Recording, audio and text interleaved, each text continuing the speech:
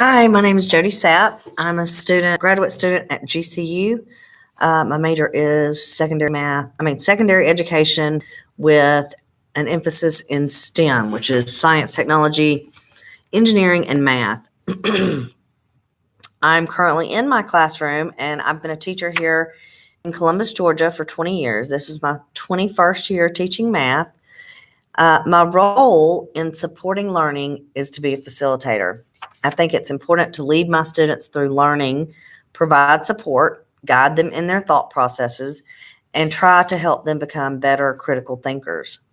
My current disposition as a teacher is to be loving, caring, kind, welcoming, and provide a safe learning environment. I'm here to help in any way I can. The only way that we can truly learn is by trying to complete tasks, check and correct our mistakes, and move forward. I tell my students frequently that I do not expect them to already or automatically know what I'm teaching. It might be this standard or concept that I'm teaching could be the first completely new first time that they've ever seen it or heard anything like what we're learning. So if they're feeling confused or overwhelmed, give it some time. The more they work with it and practice and ask questions and work through problems and correct their mistakes, the easier it will become. And all anybody can ever ask is just to do your best. And I'm always here to help.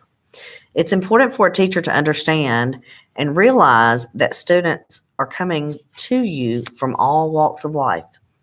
In my many years of teaching experiences, I have learned that the main priority is to help your students feel welcome and supported. Don't make a big deal out of someone, for example, not having a pencil or a pen. I keep a basket full of pencils by my pencil sharpener. So, if they come to class and are not prepared, that happens. They are human too, and just like us, they're going to have bad days. So try to lead your classroom with as much grace as possible. Try not to call out students. I try not to call out students in front of their peers. That will make you lose.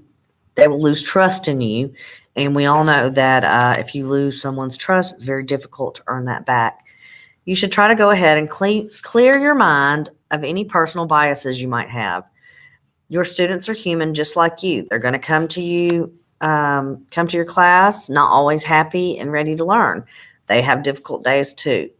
Some students may be coming from a single parent home where the one parent has to work more often to provide for the family. Some students may not have running water. They may not be able to keep up with their personal hygiene as they should. Some may not have had the opportunity to eat breakfast before they get to you. So, like I said, it's better to be full of grace and mercy than to be critical. And so you want to be as helpful as possible without lowering your expectations. If you give your students respect, they will reciprocate that respect more often than not.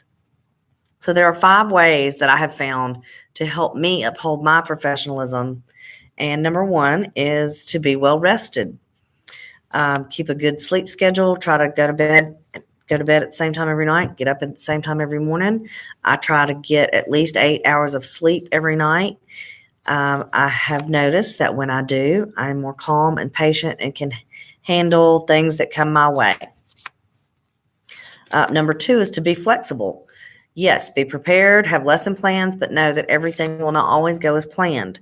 Always be thinking, critiquing, and tweaking your lessons to fit your students' needs.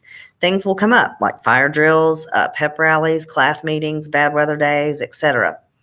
And I always say flexibility is my middle name. So you just have to be prepared and know that what you didn't finish today, you can finish tomorrow. Number 3, remember to have fun with your class. It's okay to tell jokes and laugh and have fun. That makes your class more enjoyable. Number 4, communicate with your colleagues. Share lessons. Talk about what works, what doesn't work, and learn from each other. Work harder, not smarter. I mean, smarter, not harder. Talking with your colleagues can really help and be beneficial to you. And last but not least, set up, model, and practice class rules and routines and procedures from day one. Get those policies and procedures modeled and practiced starting with day one, and that will help tremendously. It's always easier to lighten up later on than to try to become more strict. Anyway, y'all have a great day. Thanks for listening.